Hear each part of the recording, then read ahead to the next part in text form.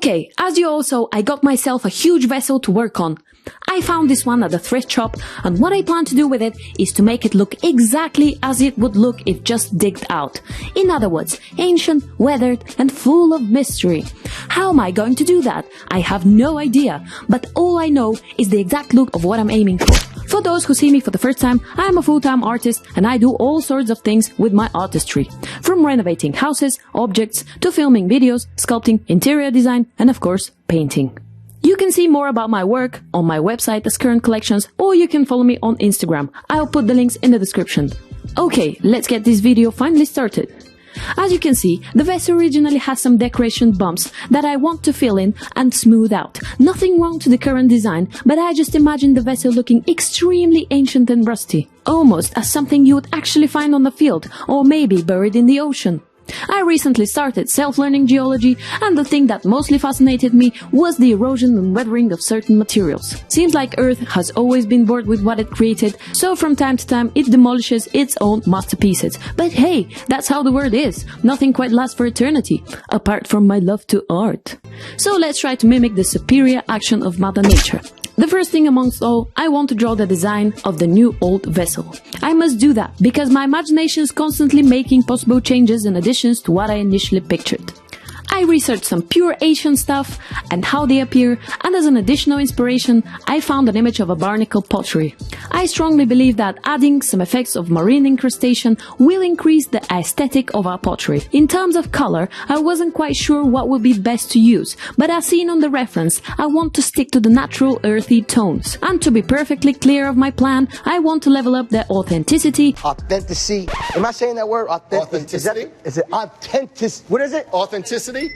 There it is! By creating depths, highlights, and uneven bits. One thing I'm sure of is that I don't want to use the synthetic-looking bold acrylic paints, but instead use something that already has 100% the variety of natural shapes. Why don't I just crush some stones and dirt for pigment? Here I went for a walk outside and started pigment hunting. The region I live is rich in all sorts of dirt. Almost all of them. But anybody can get himself a great amount of lovely dirt.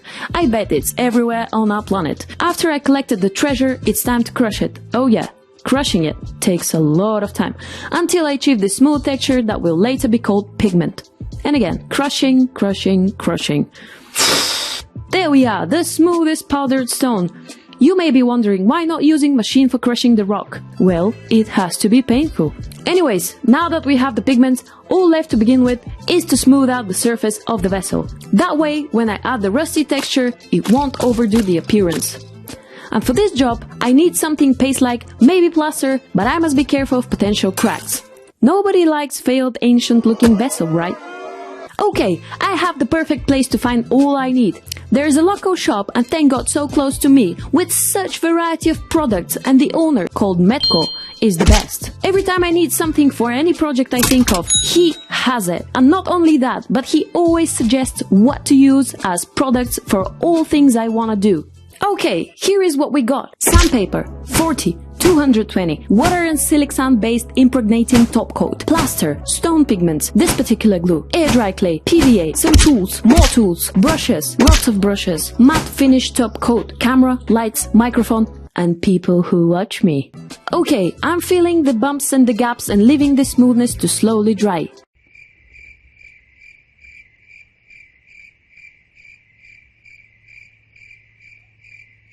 After millions and billions and trillions of years of waiting, I can now finally sand the vessel so the stone concoction can stick to it. Then I mix some pigment, PVA, and apply to the pot carefully.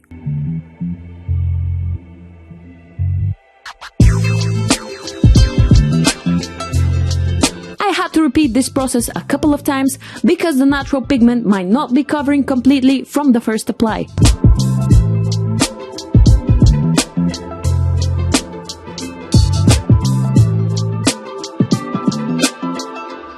I alternate dark and light shades from the pigments, so a dimension is created.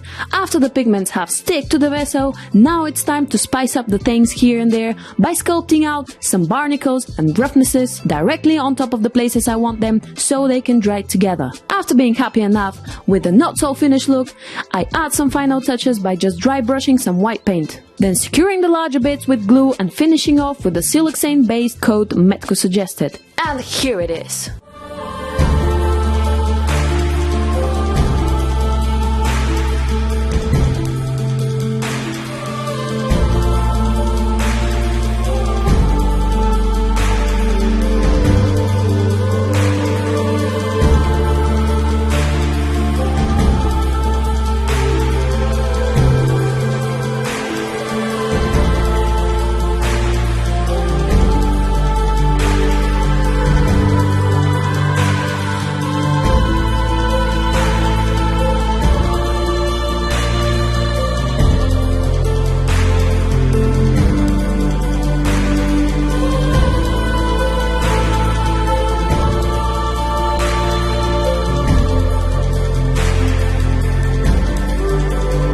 Thanks for watching and sticking up to the end with me.